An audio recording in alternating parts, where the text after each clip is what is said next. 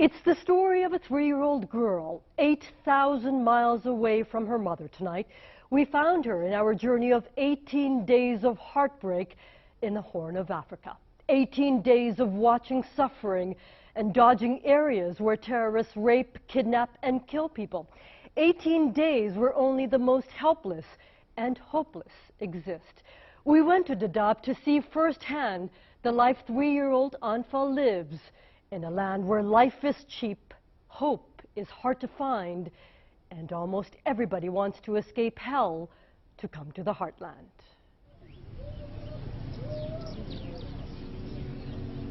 In the dawn's early light, in the land of broken dreams and last resorts, the desperate breathe and die in this open prison called Dadaab. It is the second largest refugee camp in the world. Children like 3-year-old Anfa Abdullahi make up the majority of refugees here. The ties that bind her are broken. Anfa's mother is more than 8,000 miles away from this hell in the heartland. It's really painful. It's really painful. Famo Gedi Ali, her husband, and their sons were approved for refugee status to the U.S. almost 3 years ago. They live in this small apartment in St. Cloud. As we were waiting the flight, Anfa was born. Anfa did not have refugee status. She was just days old. The U.S. requires refugees to go through an extreme vetting and security process. They have to interview with a U.S. immigration officer. Anfa obviously couldn't give an interview. Famo had a choice. She could come to the U.S. and find a pathway to bring her child and her parents to freedom. Or she could give up her refugee status in the U.S. and raise her family in a cage of misery. Less than 1% of people in the world qualify for refugee status. She was really crying a lot. Famo made the unimaginable decision to leave Anfa behind with her parents. I go to my mom's home and give to her. She was really crying when I was coming out.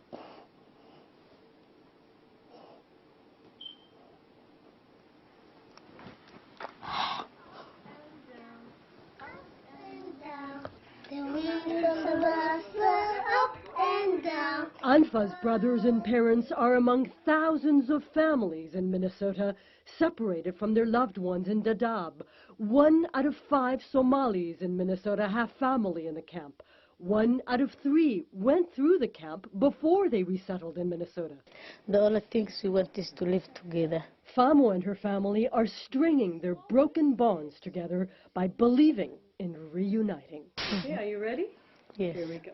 I recorded a message from Famo, her husband, and Anfa's brothers on my phone to take with me to Dadaab. We love you. We miss you big. So one day we will be here together. We traveled a long, rocky, dusty, dangerous road to find Anfa. Our field producer tracked her down in this small area of the camp. She lives in these shacks with her grandparents. Jambo, habari. Anfa's grandfather was waiting for us. Jambo, habari gani, Anfa? She's so beautiful. I told Anfa I had a message for her. Mama.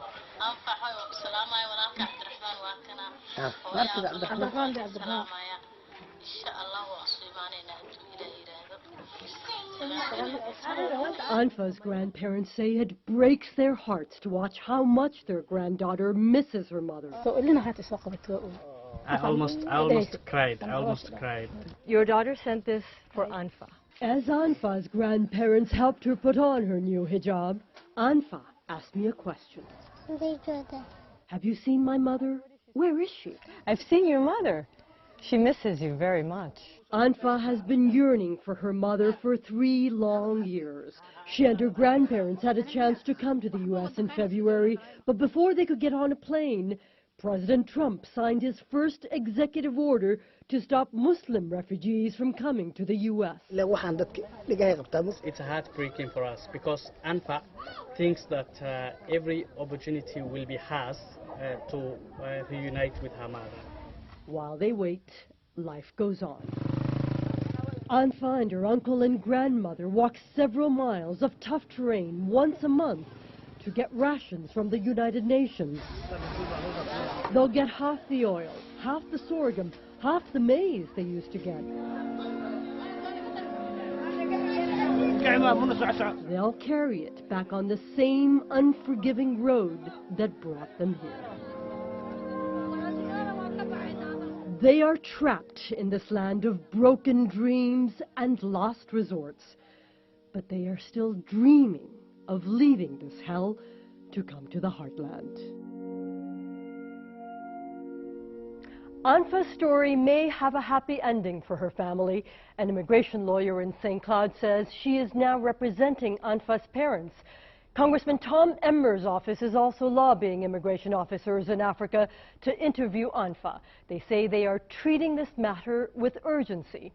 If Anfa is able to clear the interview process soon, she could also be cleared for a flight to the United States. Farah Fazal, 5 Eyewitness News. We're going to fight this terrible ruling. We're going to take our case as far as it needs to go, including all the way up to the Supreme Court.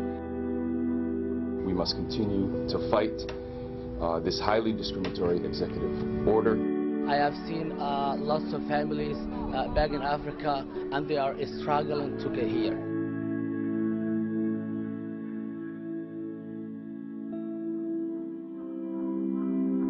These are some of the faces of children who are starving.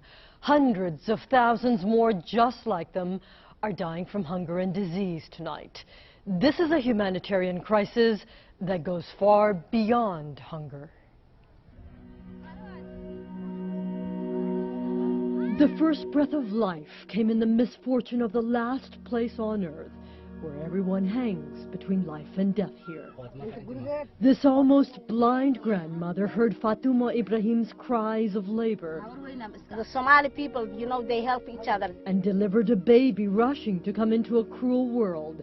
He's only a few hours old, already surrounded by unspeakable suffering. No food, nothing. We didn't have anything to eat. It was the hunger. Fatuma, her husband, and their 3 children walked 2 long days in the heat and 2 long nights through the dangers of the dark to make it here to this makeshift refugee camp in Kismayo. This is the worst famine since 1945. 6 million people like Fatuma and her family are at risk for starving to death. As the drought goes on, people will become very weak to even reach any area of help. We came here to this parking lot in the center of Kismayo with the Commissioner for Refugees, Mariam Omar. It's a race against time to save lives here. A humanitarian agency based in Minneapolis is trying to save lives by delivering food and water. The American Refugee Committee is the only agency in the world with a country office in Somalia. We don't know what to do. We don't know. It's closed everywhere. We have a war everywhere. We have a Shabab, we have international community who are not actually coming up and helping these people. The humanitarian crisis here is compounded by Somalia's neighbor. Kenya wants to close down this refugee camp called Dadaab. They're sending 2,000 refugees back to Somalia every week. It's just like dumping people. And what has the Kenyan government told you about that? Have they promised to slow it down? They said they will consider it. Minister Hassan and Commissioner Omar say the state doesn't have anywhere to house 50,000 people packed into streets, lots, and camps in Kismayo. Massive outbreaks of malaria, measles, and cholera are sweeping through the refugee camps here. 10-year-old Abdi has advanced stage measles. His grandmother could not get him medication. He may not live to see many more birthdays. Children are on their last breaths in this hospital in northern Somalia, in an area called Somaliland. Dr. Yusuf Ali cannot save them fast enough. We are losing them. We are losing them. Dr. Ali says he doesn't have ambulances to send to rural areas to pick up dying children. Humanitarian workers cannot get in to deliver food and water into those areas either. Even government cannot reach to those areas because Al-Shabaab is strong in those areas. So they're controlling those areas. They're controlling on those areas. The United Nations says terrorists kidnapped 13 humanitarian workers in April. They were carrying vaccines and food. Brigadier General John Jensen was the Deputy Commanding General of U.S. Army Africa. He traveled across the continent and saw life here beyond hunger. If we do nothing, then the end state is radicalization and more violent extremists. General Jensen says famine creates instability. It's an opportunity for terrorists to recruit starving people by giving them food and water and demanding their loyalty. So people here might say, we have starving people here too who don't have anywhere to go, and we have veterans who don't have benefits. So why in the heavens would we be helping people who are starving in Africa? Well, I would say to those people, then help the people closest to you. There's nothing wrong with that. This is not a, either or. It can be both. For every tiny life that ends too soon is another tiny life that breathes, that finds joy and laughter in the sun's last light. These children in Kismayu may live to see another day. In the last few weeks, the Secretary General of the United Nations told world leaders in London he's upping his appeal for humanitarian aid to $1.5 billion. That money will go to humanitarian workers to help them deal with a drought that's getting worse. We saw the casualties of Al-Shabaab's random terror attacks in Mogadishu, broken buildings, barricades across the city, and soldiers around every corner. And we felt the anxiety of what people in Mogadishu live with daily. Al-Shabaab could attack randomly at any minute. And that's why military commanders say they need American boots on the ground.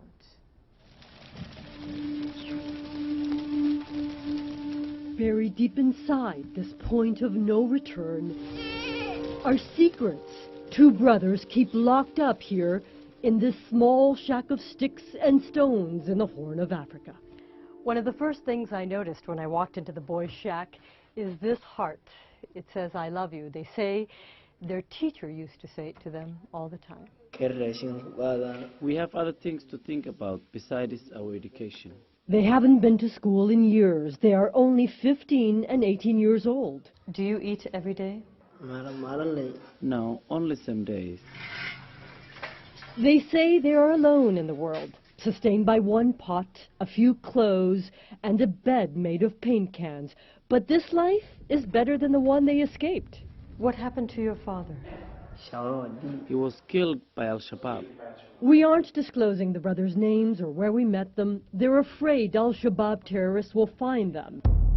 The boys say Al-Shabaab kidnapped them and took them to a training camp. Yes, they told us you will be trained how to shoot a gun, how to handle a gun. Did they ever threaten anybody with death? Yes. They will kill everybody. The brothers were scared. They didn't want to be Al-Shabaab recruits.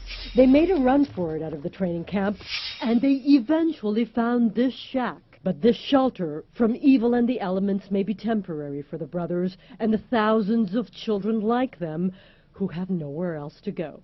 They're going to do whatever they can to exploit them, because ultimately what Al-Shabaab needs in order to stay in power are soldiers. General John Jensen was the former Deputy Commanding General of the U.S. Army Africa. He is now the Commanding General of the Minnesota National Guard. The Eastern African countries are very aware of Al-Shabaab, very aware of their affiliation with Al-Qaeda, their affiliation with ISIS.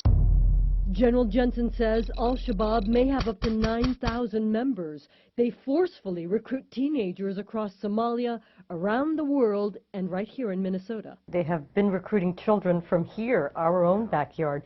Are they still doing that, sir? They are trying to maintain numbers of members of Al-Shabaab. So what does Al-Shabaab want? Its power. It is illegitimate power. Tracking that illegitimate power is one of the reasons U.S. military special forces like the highly skilled Naval SEAL Team 6 have been covertly operating in Somalia for several years. President Trump says defeating radical terrorist groups is his highest priority. We're up against an enemy that celebrates death. The president ordered troops from the 101st Airborne to deploy to Somalia on April 2nd. It is the first time in almost 25 years an American president publicly ordered boots on the ground in Somalia. The last mission for American troops in Somalia ended with Black Hawk Down in 1993. A special operations team of soldiers swooped into Mogadishu to take down warlords. We got a Black Hawk Down, we got a Black Hawk Down. 18 Americans died, 73 were wounded, thousands of Somalis were killed, and an army captain was a prisoner of war for 11 days. Is this 1993 again? No, it's not 1993. No, we are in a completely different role. General Jensen says at least 40 American soldiers will work with African Union soldiers to train the Somali army to fight al-Shabaab. He says terrorists control swaths of Somalia's central and southern regions. Soldiers will protect areas that are home to many Somalis with a Minnesota connection. General Jensen believes blocking the pathway to freedom hurts the U.S. When we start barring people for whatever reason, we may not benefit at the very end. We are an immigrant country. We can't forget that, and we can't try to be something else. You mentioned that we have an investment in making sure that Somalia is stable. Why should we care, sir? People are allowed to live in a secure and stable environment, have employment, and they're able to provide their kids a better future. If you will, the same motivations that we have in the United States, we call the American dream. The American dream is just a fantasy for the lost boys. They measure their dream now by breaths. So today you just want to live? Yes. They are living with their secrets, holding their breaths, and hiding in the open in this point of no return. The U.S. Forces commander in Africa told President Trump he believes the U.S. cannot leave until Somalia is stable. General Jensen says soldiers could be in Somalia through 2021. That is when the next Somali elections happen. There is already business happening between Minnesota and Somalia. Young, innovative, and driven Somali Minnesotans are flooding Somalia with new small businesses. But a trade deal between the U.S. and Somalia could open the door for the big Fortune 500 companies in Minnesota. The man cutting the deal with the U.S. is a former Minnesotan.